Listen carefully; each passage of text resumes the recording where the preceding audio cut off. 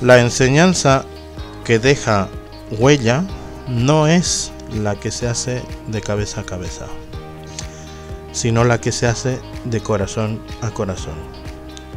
Esta es una frase del profesor estadounidense Howard Hendricks sobre la educación.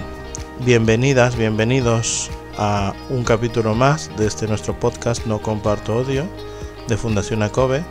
Gracias por seguirnos, gracias por compartirlo en vuestras redes sociales. Recordad que estamos a través de Spotify y Anchor, pero también tenemos la versión en YouTube, la versión en vídeo, y en todas ellas nos podéis seguir. Hemos elegido para esta ocasión un acontecimiento importante que se está celebrando, o se ha celebrado a lo largo de esta semana, desde el lunes 26 hasta hoy día 30, un acontecimiento a nivel mundial, como es la Semana de la Acción Mundial por la Educación.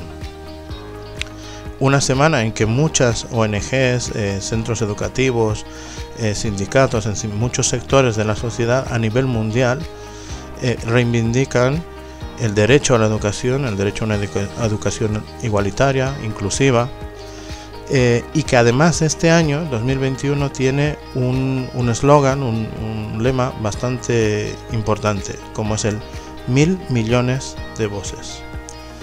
1000 millones de voces que significa, o lo que quiere significar, es la cantidad de menores, niñas, niños, que se han visto afectados en su derecho a la educación a raíz de la pandemia.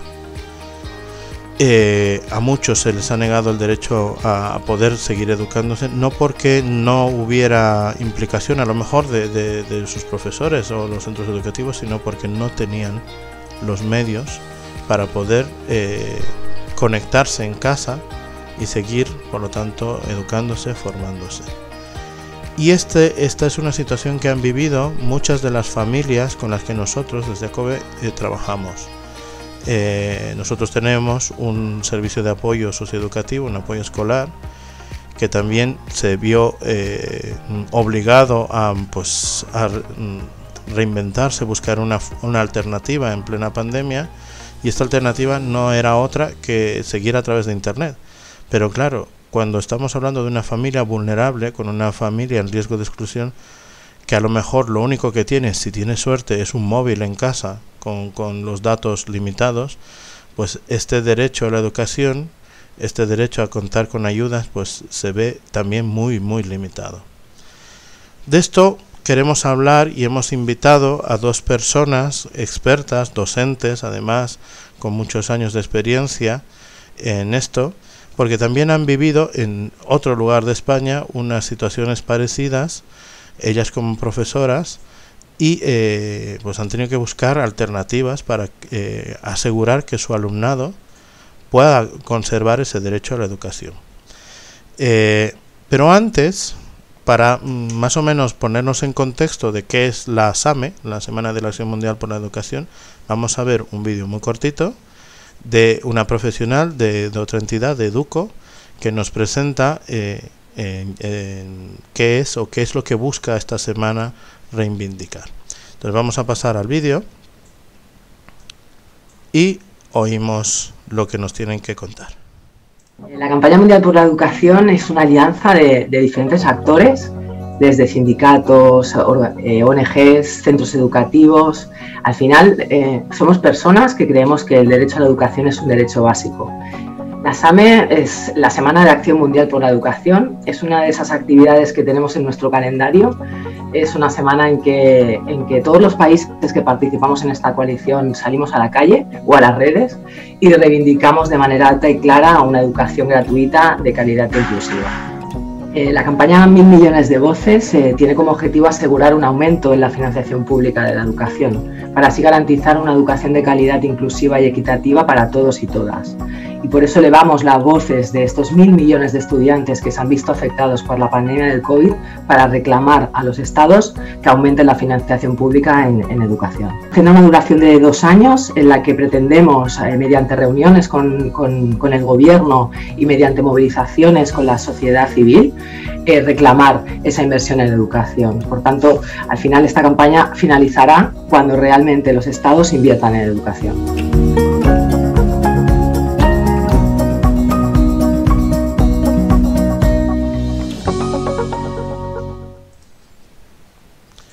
Bien, pues poco más que añadir. No sé si lo he dicho bien al principio, pero bueno, si no, rectificamos.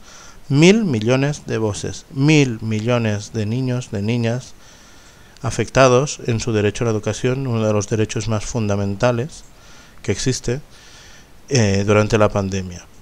Pero vamos a ir al fondo del asunto, al fondo de y por qué nos pilla esta situación. ¿Qué es el problema de fondo? ¿Cuál es? Para que tanta gente se haya visto tan afectada, ¿no? De ello vamos a hablar con 2 profesionales, como lo he dicho antes. Ellas son Consuelo Vera y Sonsoles Pinto. Son docentes de formación profesional dual, en la modalidad dual, en el Instituto de Educación Secundaria Mar de Poniente. Esto está en la línea de la Concepción, Cádiz. Y pues con ellas vamos a hemos hecho una compilación de una larga charla muy amena, con muchas reflexiones que hemos tenido hace unos días con ellas, pues un poco desde su experiencia, desde su vivencia como profesoras, con las dificultades de su alumnado, con las dificultades que tenían para seguir haciendo su trabajo en plena pandemia.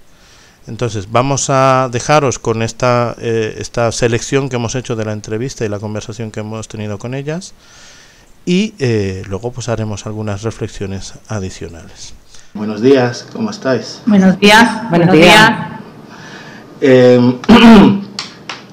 Quisiéramos partir un poco desde vuestra experiencia, ¿no? Regresar un poco unos meses atrás, en marzo, abril del año pasado, en que todo el mundo teníamos que quedarnos en casa. Los centros educativos además fueron los primeros antes de estar en estado de alarma, ¿no? Si lo recordamos. Y claro, a vosotras, las personas que trabajáis en educación, sois de las primeras afectadas en no poder hacer vuestro trabajo y no poder hacer vuestra misión, ¿no? Efectivamente, Ramiro. Mira, yo te voy a contar cómo me afectó a mí, nosotras el día 13 de marzo estábamos en el instituto a la espera de que nos dijesen que nos íbamos para casa. Ya empezábamos a gestionar un poco qué íbamos a hacer con el alumnado. Desde el departamento nuestro de formación profesional es verdad que trabajábamos, gracias a Sonsoles, lo tengo que decir, con la plataforma Classroom, con lo cual ya empezábamos a organizar algo. Es decir, tenemos una plataforma y nos dijeron, el día 16 hay que empezar, que es lunes, tenéis que empezar a dar clases. Bueno, pues en un principio, como trabajábamos con Classroom, dijimos, no va a haber problema. Pues me estalló lo que es la brecha digital en toda la cara, Ramiro.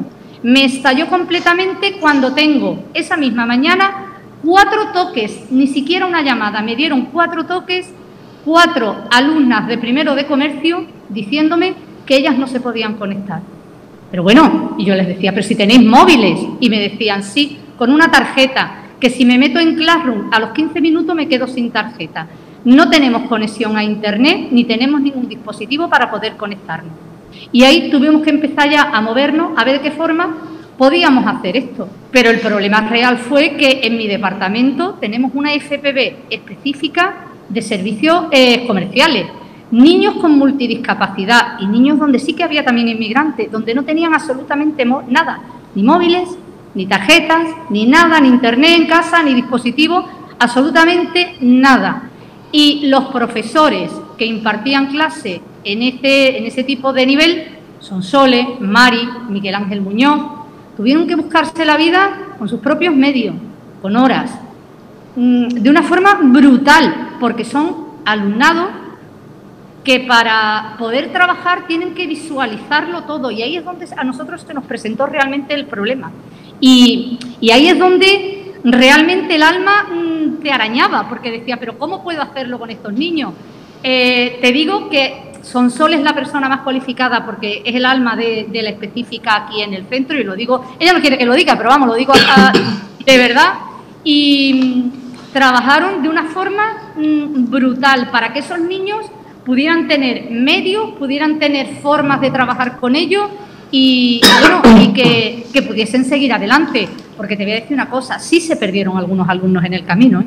Te digo que se perdieron algunos alumnos porque es verdad que esa brecha digital, ese término tan moderno en una era tan tecnológica, que se haya hecho tan evidente, me parece, bueno, no lo voy a decir, ya está, me voy a callar. No me parece correcto. Y más, porque creo que sí que es verdad que se ha vulnerado el derecho a la educación de muchos alumnos. Total y absolutamente se ha vulnerado ese derecho. Nosotros, mientras estábamos en el instituto, pues ha sido un poco como nuestra urna, ¿no? Nuestra zona de confort. No veíamos realmente el problema. El problema ha estado cuando se han ido a sus casas, porque en los centros educativos sí que hemos tenido medios, equipos, conexiones a Internet, y aquí ellos han estado a gusto. El problema es cuando se tuvieron que ir. ¿Qué pasaba con ese alumnado? ¿Qué ha pasado con ese alumnado? Y yo creo que ella es la que puede explicar qué ha pasado con ese alumnado y la forma en que han trabajado con ellos. Pues Sonsoles, buenos días, buenas tardes, bueno. Ya no sé. Te cuento, yo creo que además de brechas digitales, sobre todo es brecha económica. Al final, cuando existen unas condiciones estructurales que son malas, cuando existe pobreza, cuando existe falta de alfabetización, no solamente digital, sino falta de hábitos de vida por parte de la familia, se pierde absolutamente todo. Cuando empieza esta pandemia, pues nos encontramos que lo prioritario era la salud, todos nos teníamos que ir a nuestra casa. Me parece estupendo, pero tú te vas a tu casa con un colchón, con una comida, ten en cuenta que estamos hablando de una población donde el principal problema que tenemos es que muchísima gente vive del contrabando. Entonces aquí había muchísimas familias donde el único ingreso que tenían al día eran los 30 euros que sacaban por ir a sacar tabaco a Gibraltar, y se acabó. Y eso se acaba con el problema que eso mete en una casa. Entonces yo he tenido alumnados que no es que tuvieran brecha digital, que no tenían para comer. Y no existía Cáritas porque no se le podía dar ámbito a tanta gente. Tenemos la fama en la línea de que todo el mundo conoce que hubiera del contrabando, pero cuando se acaba, ¿qué ocurre? El desempleo es el 50 y tantos %. Entonces yo he tenido alumnos a los que le hemos tenido que llevar no un ordenador ni una tablet, le hemos tenido que llevar arroz, azúcar, leche, porque no tenían para comer. Entonces en ese contexto tú pretendes que trabaje. Una vez que empezamos a sentarnos, teníamos ya el Classroom, yo lo había trabajado, tenemos en el centro una formación profesional básica específica, que son alumnos con discapacidad, no solamente intelectual, puede ser una discapacidad física, hemos tenido alumnos sordos, con hipoacusia, y normalmente la discapacidad intelectual leve muchas veces viene de un problema estructural. Ese año teníamos nosotros 2 alumnos inmigrantes. Teníamos a Yassin, que venía de Marruecos, venía de una familia que no estaba excesivamente desestructurada, pero que ocurre, su madre maltratada, 2 hermanos con discapacidad intelectual leve, su madre trabajando, pero con poquísimos medios, con lo cual había un móvil para todos los hermanos que estaban estudiando, no tenían internet en su casa, un alumno brillantísimo, independientemente de tener discapacidad intelectual leve para algunas cosas, era un alumno brillantísimo, con unas ganas de aprender brutales, pero con un desconocimiento total de las nuevas tecnologías, porque casi todos los alumnos, sobre todo los adolescentes o preadolescentes con los que yo trabajo, tienen 16 años, pero realmente tienen una edad mental de 12, 13, 14. Saben utilizar Instagram, saben utilizar el TikTok y saben utilizar el WhatsApp, pero no saben buscar nada en Internet, no saben adecuarse a los medios porque no se les ha dado esa alfabetización en la escuela, y de eso somos responsables nosotros. Nosotros los profesores, como no somos analfabetos digitales, pensamos que los alumnos saben más que nosotros y nos equivocamos. Los alumnos no saben utilizar la ofimática, no saben buscar en Internet, no saben utilizar nada más que son las aplicaciones inmediatas, que son muy útiles, pero les falta mucha información. Teníamos que conectarnos con ellos, teníamos que conseguir, en este caso yo tenía en esa clase, aparte de muchos problemas, sobre todo 2 familias muy problemáticas. Esa y otra alumna que ni siquiera tiene papeles, a día de hoy ya tiene 18 años, que desembarcó aquí de Senegal, que se quedó con una familia de acogida, entre comillas, porque no existe absolutamente ningún papel. Esta niña tiene una dislexia que no se le ha trabajado o no se le ha conseguido corregir desde primaria y tiene 16 años. Esa niña no tiene ninguna discapacidad intelectual, esa niña es disléxica. Pero no sabe leer ni escribir. No tiene control de impulso, vive en un ambiente brutal. Entonces había que conseguir primero aplacar a todos, contactar con sus padres, involucrar a los padres y dotarlos de medios. Porque en muchos casos había alumnos que se lo podían permitir, en muchos casos no. Mi primer problema fue: vamos a tirar del instituto. El instituto está cerrado, pero en el instituto hay ordenadores que están muertos de asco y no se van a usar. Primer problema, no se pueden sacar del instituto. Yo eso no lo voy a llegar a entender, a día de hoy todavía no lo entiendo. O sea, me da igual que estén viejos, me da igual que estén nuevos, me da igual que estén como estén. Si no tienes nada, ya tienes algo. Con mucho tiempo después empezó la administración a sacar a quién se le iban a dar línea, quién se le iban a dar ordenadores. Yo incluso nos planteamos con tarjeta que eso ya se puede hacer, ponerle internet a determinados alumnos para que se pudieran conectar. Las redes se caían, era muy difícil coordinar alumnos como los míos. Lo que se hizo, no conseguí sacar ni un ordenador del centro, no lo conseguí. Yo tiré de algunas cosas que yo tenía privadas, gente con la que pude contactar yo de manera particular, pero no lo conseguí simplemente, yo no sé si por falta de voluntad o porque tenemos tanto miedo de romper las normas que ninguna administración, yo sé y me consta que en muchos sitios se hizo. Se entró en los institutos, se sacaron los ordenadores, se le dieron a las familias, pero aquí todo el problema era que era un préstamo al alumnado, pero es que a mí me parecía el menor de los problemas. Porque es que todo lo que haya de dotación en el centro es propiedad del alumnado. Y es un instrumento no para que se pudra en el centro, y si se estropea, se estropeó, para eso está. Es que el alumnado lo va a tratar mal, es que me da igual, es que están en su casa y tienen que trabajar. ¿Costó? ¿Cómo lo montamos? Pues con mucha paciencia. Lo montamos dotando, por lo menos yo a mis alumnos poco a poco, tardé 2 o 3 semanas en contactar con todos, contactar con todas las familias, dotar a todos de ordenadores, pero ya te digo que yo tenía en esa clase, que era mi mayor problema, porque yo es verdad que las clases de alumnado superior que tengo, conseguí que todos se conectaran, me compré una pizarra, porque una pizarra me costaba 100 pavos en Amazon y yo me lo podía permitir. Me compré una cámara y di clases en mi casa, pero la verdad es que yo por lo menos tiré bastante bien. Tiré bastante bien, lo arreglamos como pudimos, pero con los míos pequeños, que además contábamos con el hándicap de que teníamos que trabajar con niños que viven en entornos muy disfuncionales, con niños que no tienen control de impulsos, con niños muy agresivos en muchos casos, con niños que en su casa suponen un infierno y con casas que se ha convertido en verdaderos problemas en muchísimos casos. O sea, yo he presenciado... y lo he presenciado realmente en clases online, auténticas batallas campales. Batallas campales. Soluciona en mi clase, pero soluciónalas cuando tú estás a tanta distancia. Niños con TDAH, niños a los que no se les entiende, niños que tienen dislalia, niños... Desde luego perdimos todo lo que eran recursos externos, perdimos intérpretes, todo eso desapareció. Porque como todo eso la Junta de Andalucía lo tiene subcontratado con empresas privadas. Eso fue lo que cayó primero. Entonces nos quedamos sin medios. ¿Cómo nos organizamos? Pues nos organizamos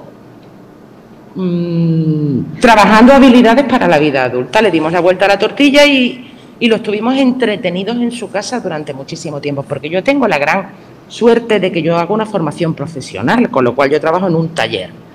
Los niños tienen que trabajar muchísimas habilidades ejecutivas que podían trabajar conmigo o trabajar en su casa. Ordenaron su cuarto, su armario, hicieron sus compras, me hicieron presupuestos. Yo siempre he trabajado por proyectos porque no me queda otra, es como se trabajan los talleres. Pero mientras involucramos a la familia pudimos trabajar con ellos. Recibimos muchísima ayuda gratuita del exterior, o sea, contactamos con gente de Madrid. Nos dieron cursos, nos dieron charlas, nos dieron talleres con actores, con otros profesores, pero fue totalmente y absolutamente desinteresada la ayuda. O sea, lo que es la administración pública, el instituto, mi impresión era, primero los alumnos de bachillerato tienen que aprobar la selectividad, me parece fantástico. Después lo de los cursos superiores, pero es que yo vengo de un centro donde tengo 2 líneas adscritas de grupos buenos y una línea de alumnos que no tienen ningún medio. Ninguno. Hemos dejado 1/3 de la población, o sea, 1/3 de nuestro alumnado completamente desasistido en pandemia, solamente a merced del profesor que les hubiera podido tocar. Pero parece que la calidad de la enseñanza, por lo menos en este país, y es cierto que es real, que es muy importante la selectividad. A mí, por ejemplo, yo escuchaba gente decir que los niños se copian. Es que eso no es importante. Para nada. En pandemia lo importante es que no se nos escapen los que no se nos tienen que escapar, porque un buen alumno va a salir adelante siempre. Un buen alumno con una familia estructurada, si pierde un año puede repetir y no pasa nada. Quien se va a descolgar y no va a tener otra oportunidad son esos alumnos que van a desaparecer, pero son los alumnos más incómodos y con los que cuesta más trabajar a distancia, por supuesto. Pero ahí es donde está el esfuerzo. A mí no me preocupa el buen alumno, porque el buen alumno tiene habilidades, ni siquiera me preocupa que suspenda.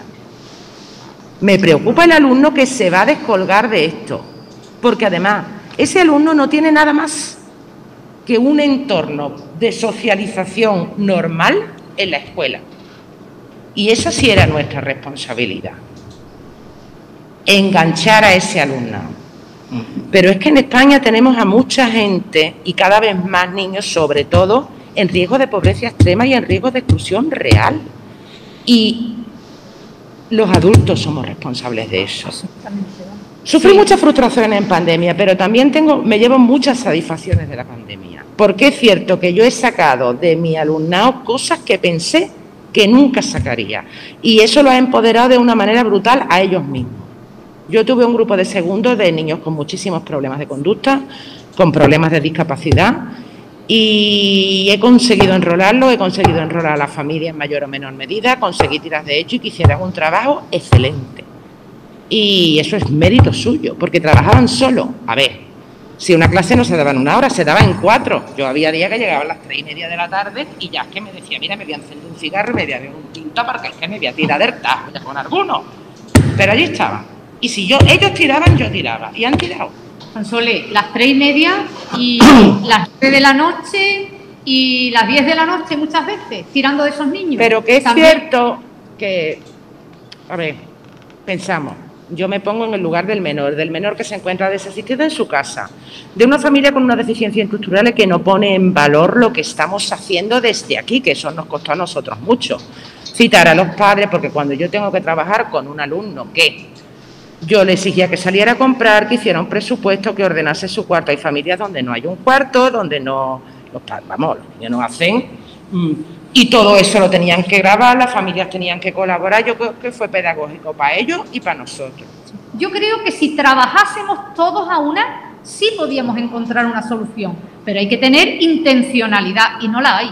No la hay porque vamos cada uno por un lado, cada uno va por su lado y eso así no se puede trabajar. Hombre, por ejemplo, así no se puede trabajar. ¿Qué hemos aprendido de esta pandemia? En nuestro centro, por ejemplo, el Classroom se ha implantado. En nuestro centro, como ahora, bueno, en nuestro centro y en toda Andalucía, como existe la enseñanza sincrónica, ya más que menos, si ahora nos volvieran a confinar, tendríamos unas ciertas habilidades que no tenemos antes, ¿vale? Pero te garantizo que de ese tercio de alumnado malo que nosotros tenemos, malo en el sentido de que vienen de zonas más difíciles, esto sigue siendo el apartheid. Están apartados, se les sigue, y eso ha seguido igual. En eso no hemos aprendido nada. Claro. Y el bueno ha salido para adelante y el malo se ha estrellado. Y si antes se estrellaban 50, ahora se han estrellado 75. Y siempre pierden los mismos. En eso sí soy pesimista. Sí. Sí, ahí, muy pesimista. No, y ahí sí te doy la razón. Ahí te doy absolutamente muy pesimista. Toda la... Y la responsabilidad de eso no solamente es de la administración. No, es del nuestra. profesorado. Nuestra también, por supuesto que sí, que es nuestra. Claro, yo no os he querido cortar porque es que me parece muy importante todo lo que habéis comentado y el testimonio que dais. Y es que es verdad, ¿no? Es decir, si algo reivindica esta Semana de Acción Mundial por la Educación es precisamente eso, es que decir, si nos toca una igual, es verdad lo que tú dices, son soles, pues a lo mejor sí que hemos adquirido habilidades que no teníamos, sí, pero es que eso se queda en nada si el problema de fondo de la situación de exclusión, la desigualdad, la falta de medios no se ha solucionado. Pero es que la prioridad, la igualdad no es prioridad, la igualdad es priorizar a quien menos tiene. Exactamente. Esa es la inclusión en educación. Exactamente. Es la inclusión. Es decir, si realmente queremos parar este tipo de situaciones, hay que ir por el problema de fondo, y es decir, darle a quien menos oportunidades tiene las oportunidades que se le han negado.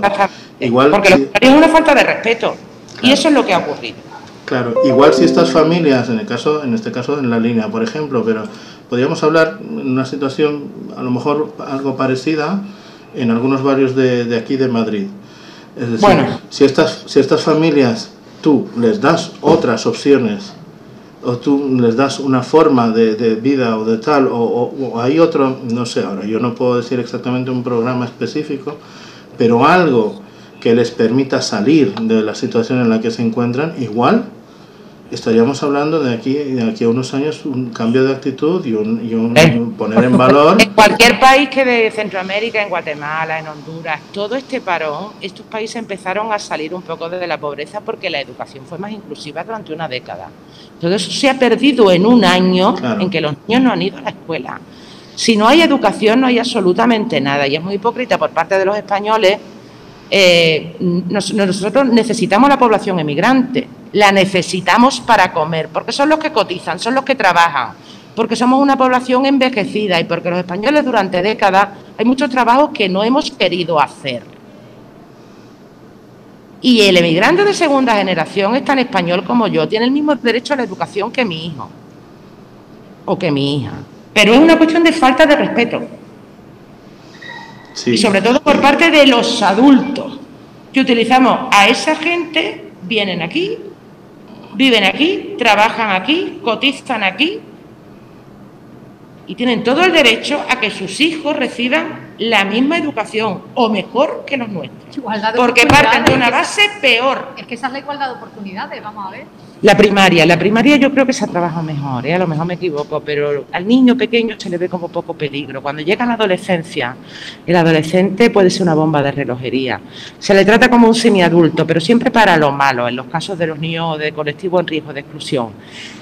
Yo he escuchado en este instituto decir a un niño con 16 años, este ya está perdido. ¿Cómo está perdido un tío con 16 años? Pues el recorrido de vida que tiene por delante. Cuidado con eso. Se criminaliza mucho. En este país, bueno, y en todo se tiende a criminalizar a los adolescentes, cosa que a mí me jode bastante, pero a ese adolescente todavía más, porque ya como si tuviera una cruz escrita en la frente con 16 años, ¿eh?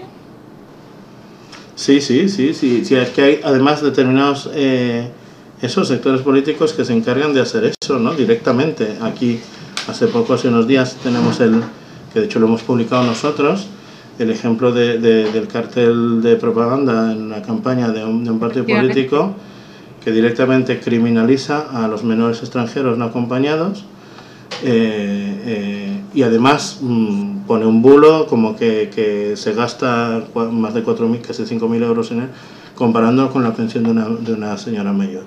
Primero, que son dos magnitudes que no se pueden comparar porque no son absolutamente lo mismo, y segundo, que se oculta información, ¿no? Pero es que se hace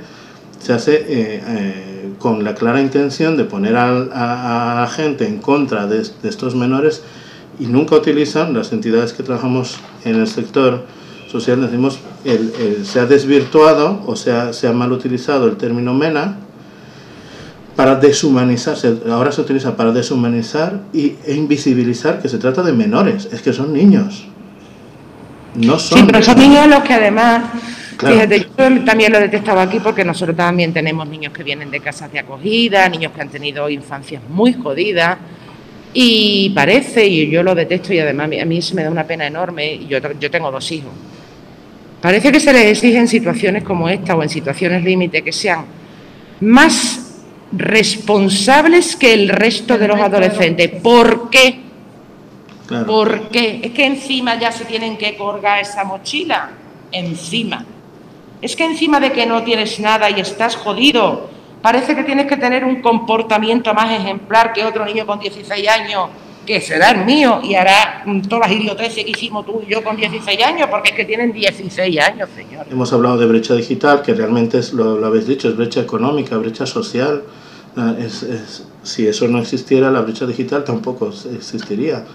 Hemos hablado de que pues tenemos muchos prejuicios, mucho sector de la población que nos impide tomar acción cuando deberíamos tomar una acción distinta, una actitud distinta, de que no vemos a veces la realidad que está en nuestras propias narices y que ha hecho falta una pandemia para darnos cuenta de realidades que estaban ahí, que siempre estuvieron y que no estaban haciendo nada para solucionarlas, ¿no? Pero yo creo que vuestro ejemplo, Sonsoles y Consuelo, es un ejemplo que yo creo que es importante transmitir a la gente que nos esté escuchando, y que yo creo que, tengo la esperanza de que haya más personas, en vuestro caso docentes, que tengan esta convicción de que lo importante son las personas, lo importante no son los ordenadores o tal, sino las personas, y de que de nuestro trabajo como adultos depende de que ellos tengan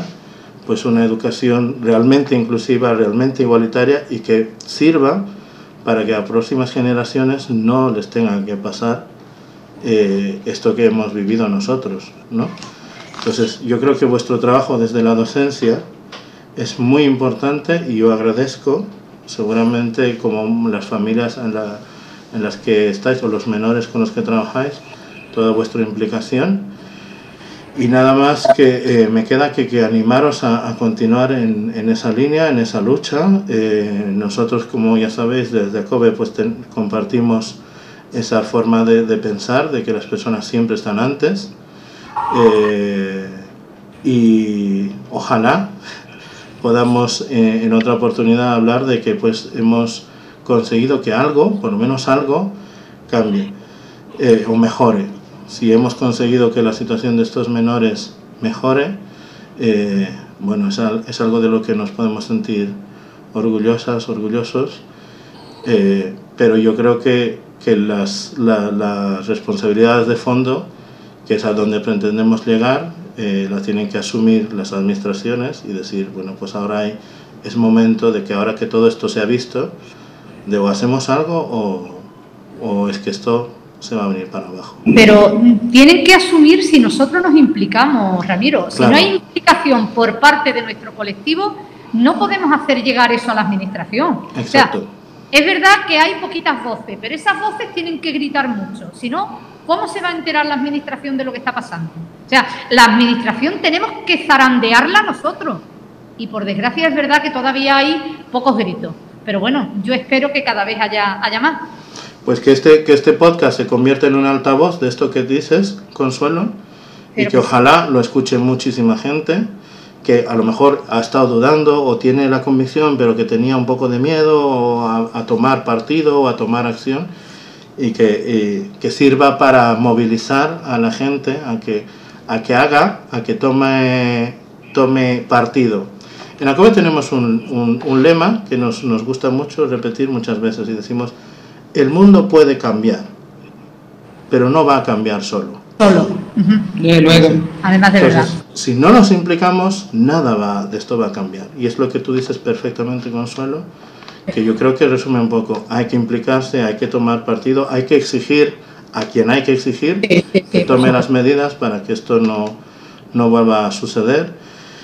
Y también tenemos que agradecer que todavía hay gente como vosotras que realmente se preocupa de lo importante y que se implica no al 100%, sino el 200 o el 300% si hace falta. Mucha gente, sí. Y tenemos la suerte de conocer Mari Martín, que es compañera nuestra, muy implicada con Sonsoles.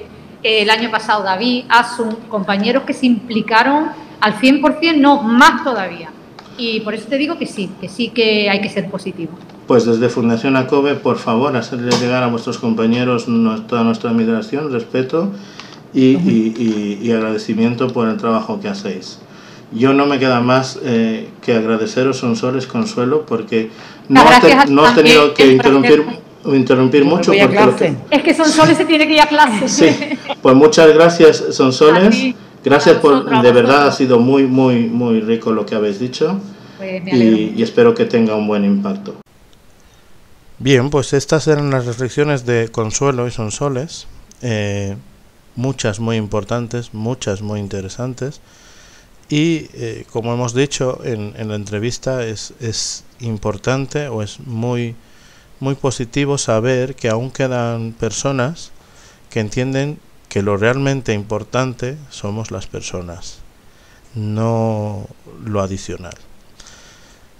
Pero ellas hablaban de las dificultades que tienen las familias o que han tenido muchas familias para poder hacer frente a esta situación, ya por la misma situación sanitaria, pero además por brindar medios a sus menores para poder que sigan estudiando, para que puedan hacer los deberes, para que puedan hacer las clases virtuales y todo lo que los centros educativos intentaban poner en marcha, ¿no?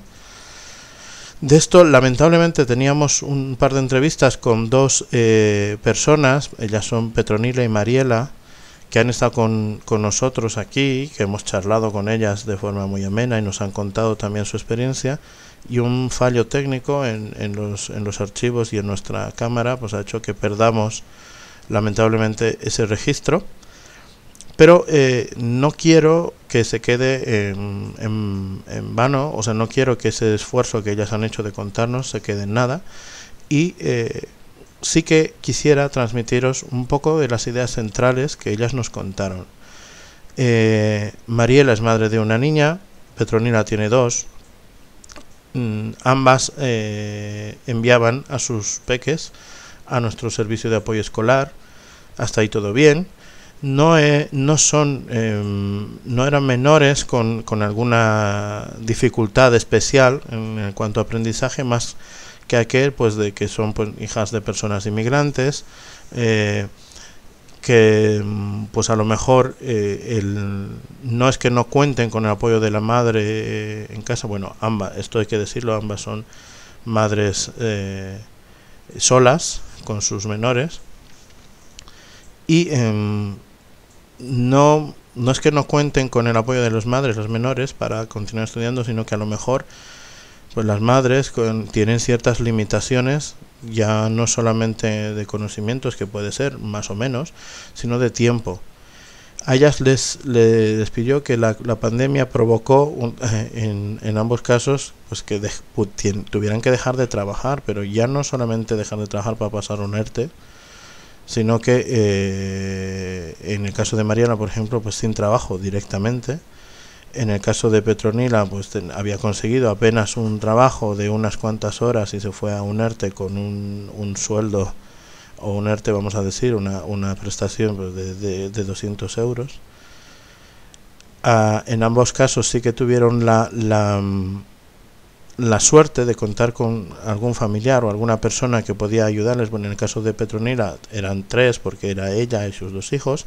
La hija mayor pues fue un apoyo, aunque también está en edad escolar, pues fue un apoyo para su hijo menor. En el caso de Mariela, pues tenía a su hermana que vive con ellos, que también apoyaba a su hija. Y ambas coinciden en que no había medios suficientes para poder hacer frente a una situación de estas características. Coinciden en que pues no es igual hacerlo desde un móvil, no es igual hacerlo desde una tablet que a lo mejor ya tiene sus años y tiene su uso, y sabemos y todos conocemos esto de la obsolescencia programada, porque hay un determinado dispositivo que hoy es nuevo y que dentro de 3 años pues resulta que no se puede actualizar, resulta que las aplicaciones no son compatibles, etcétera, y estas cosas que todo el mundo conocemos, que quizá damos por sobreentendidas o no les tomamos tanta importancia, pero en familias con estas características sí, porque ellas no pueden cambiar de móvil, no pueden adquirir una tablet o un ordenador cada cierto tiempo. Es un esfuerzo poder conseguir una tablet, que ya es un esfuerzo, o tener un móvil pues con ciertas características, ¿no? El móvil es para ellas una herramienta de búsqueda de empleo. la casualidad hizo que tuvieran que quedarse en casa, entonces tuvieran que parar un poco aquella búsqueda de empleo y permitió que sus hijos pudiesen utilizar ese móvil para conectarse a las clases. Pero nunca es igual desde una pantalla tan pequeña como la de un móvil. Pues en el caso de Mariela me parece que tenían una tablet también que se podía utilizar, pero no era igual, no es lo mismo. Nosotros desde ACOBE nos movilizamos y conseguimos unas donaciones de ordenadores o de tablets o de dispositivos que les permitieran a estos menores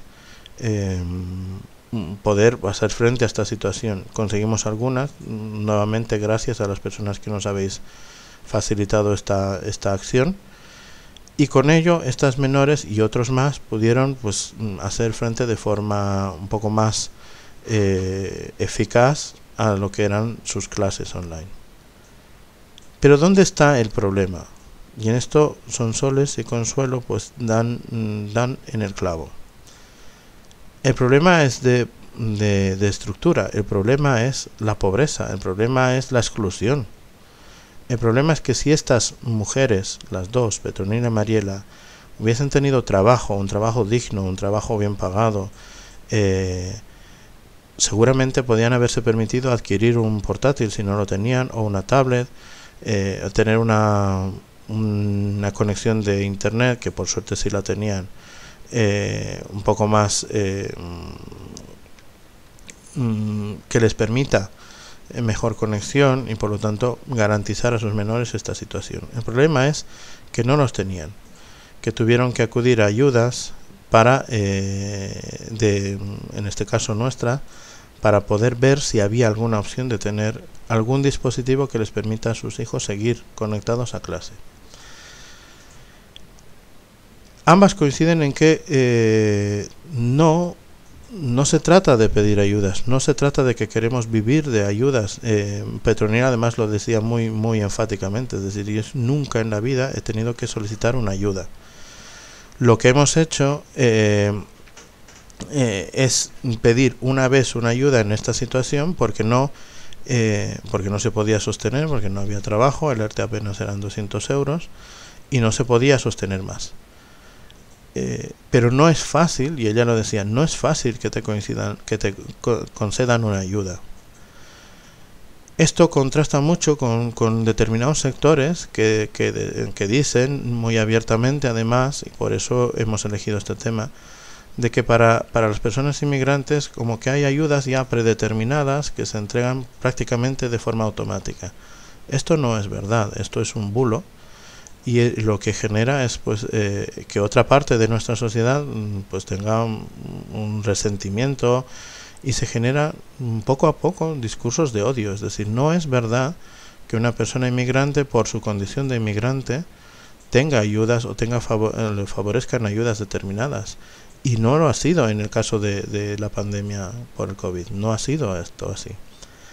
Cualquier persona que recibiese una ayuda tenía que cumplir los requisitos que cualquier persona debía de cumplir, ¿no? Es decir, tener cierta documentación, tener unos ingresos X, menores a cierta cantidad, un informe de una trabajadora social, en fin, todos los requisitos que cualquiera de nosotros debiera cumplir para adquirir a una de esas ayudas. La condición de la nacionalidad no era relevante en ninguno de ellas, ni para el ingreso mínimo vital, ni para las ayudas que se han dado desde alimentos o desde los servicios sociales para un determinado sector. No era, nunca fue y no es una condición. Pero también cierran su intervención, tanto Mariela como Petronila, que aunque ahora han necesitado de un apoyo, una ayuda para poder salir de esa situación, no es lo que les gusta, no es lo que pretenden, no es lo que quieren, y lo que realmente a lo que realmente apuntan es a tener el derecho de poder tener un trabajo digno, un trabajo que se les pague dignamente por sus horas de trabajo y por lo que hacen, por sus funciones, y que les permita a ellas sostener su propia familia. sostener sus gastos, poder garantizar que sus hijos tienen los derechos y tienen las facilidades necesarias, por ejemplo, para su educación. No son personas, y la gran mayoría no son así, no son personas que quieran vivir constantemente de una ayuda que les permita pues estar más cómodas y más liberadas y de esa forma preocuparse de otras cosas. No, lo que nos piden y lo que le piden a la sociedad, y en este caso a las administraciones y a las autoridades, es que para evitar una situación como la que hemos tenido que vivir, se tomen las medidas necesarias y se tomen las políticas necesarias para garantizar que todo el mundo realmente vive en igualdad de oportunidades. El fondo de este problema es la desigualdad. La desigualdad se ha hecho visible en esta situación. Se ha visto realmente quienes no pueden, quieren, pero no pueden, y quienes, aunque no quieran, sí que pueden, porque tienen los medios, ¿no? Entonces, esa desigualdad es la que no es tolerable en una situación como la que estamos. Esa es la desigualdad que ahora, a día de hoy, sigue provocando situaciones complicadas. Ha hecho que muchas personas, como bien decían Consuelo y Sonsoles, pues ahora las que se habían perdido se han perdido más todavía. Algo hay que hacer. Está en manos de toda la sociedad, como decía muy bien Consuelo, hacer nosotros la presión, hacer nosotros reivindicar los derechos, y esa es una de las cosas que hace la Semana de la Acción Mundial por la Educación, reivindicar que el derecho a la educación de nuestras menores no puede ser vulnerado por ninguna situación, y que es un deber de toda la sociedad y de sus autoridades garantizar que este derecho se mantenga, sea cual sea la situación que tengamos que vivir o que nos toque vivir. La pandemia nos ha cogido por sorpresa a todos, a todas. Vamos a pensar que en ese momento pues no se sabía muy bien cómo actuar, pero ahora ya lo sabemos, ya hemos visto la realidad de cara y sabemos cuáles son nuestros puntos débiles y qué es aquello en donde debemos poner nuestra atención. Nuestros servicios esenciales, servicios públicos como la educación o la sanidad, no pueden ser servicios que tengan menos recursos o que tengan menos importancia para el Estado, para las administraciones que el resto. Son los esenciales y son con aquellos con los que no debemos jugar.